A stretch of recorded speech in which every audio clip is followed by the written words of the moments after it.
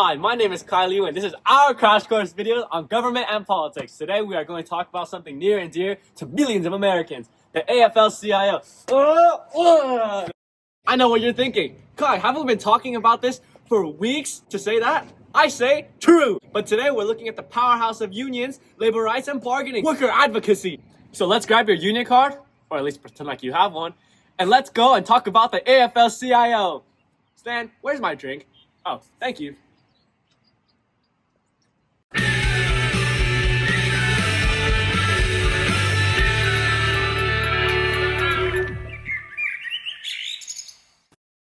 The American Federation of Labor and Congress of Industrial Organizations. Whew, that's a mouthful. Or AFL-CIO, for short, is one of the largest labor federations in the United States, based in Washington, D.C., and currently led by Elizabeth H. Schuler. This organization fights for worker rights, fair wages, and working conditions. Wait, 15 million members? That's so many. The AFL-CIO is like the Avengers of organized labor, but instead of fighting supervillains, they take on workplace injustices and economic inequalities. A brief history of the AFL-CIO. Let's hop into the time machine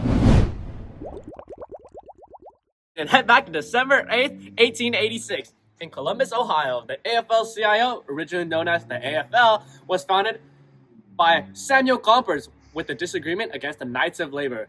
The OG union leader believed that unions should focus on skilled laborers rather than all workers. Thus, the AFL was born, later merging with the CIO in 1955 to form the organization we know today. The AFL and CIO had beef. I'm gonna need some help on this. Let's hop into the Clone Zone. Yes, the AFL and CIO had beef. The AFL prioritized all skilled workers while the CIO prioritized all industrial workers. Eventually, they realized that they were stronger together. So you may be wondering, what does the AFL-CIO do?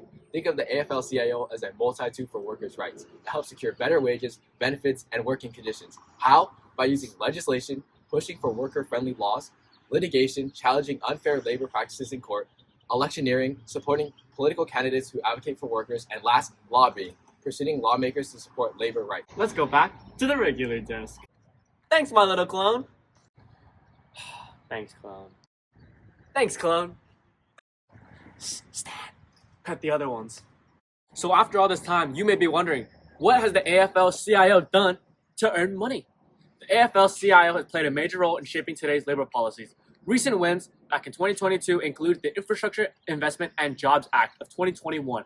This was able to garner over $1 trillion to fund roads, bridges, and transits, all creating union jobs. The CHIPS and Sciences Act, boosting domestic manufacturing, especially semiconductors.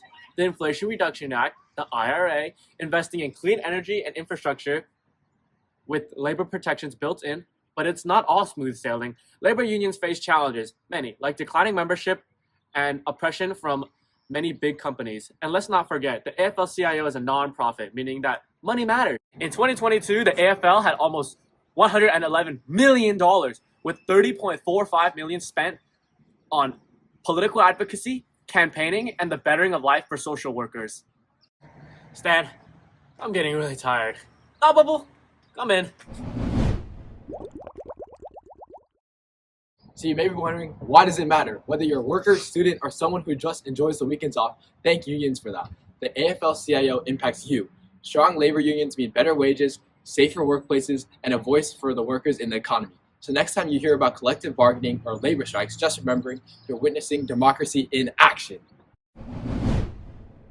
Thanks, Thought Bubble. Thanks for watching this episode of Crash Course in Government. Be sure to subscribe.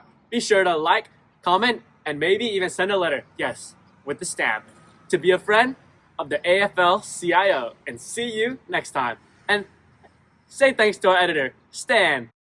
Crash Course Government and Politics, produced in association with PBS Digital Studios. Support for Crash Course US videos come from Vocal. Vocal supports nonprofit and the use of technology and media to advance social equity. Learn more about their mission and initiatives at vocal.org. Crash Course is made by all these nice people. They're very nice, and I know them. They are very, very nice. Thank you for watching.